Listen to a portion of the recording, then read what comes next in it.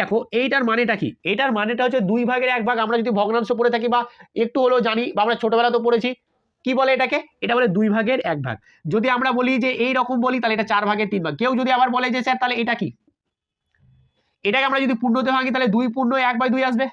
তার মানে দুটো দুটো গোটা গোটা জিনিস বা যে কোনো আপেল বলো যে কোনো জিনিস আর 2 ভাগের 1 ভাগ, এটার মানে এটা গোটা হচ্ছে দুটো জিনিস, তা গোটা দুটো জিনিস তারপরে হচ্ছে 2 ভাগের 1 ভাগ।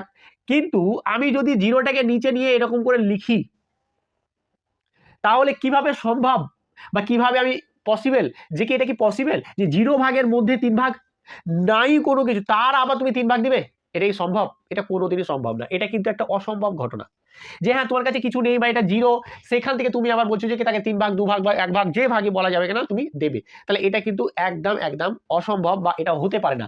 তাই কিন্তু আমরা নিচে 0টা নিতে পারবো না।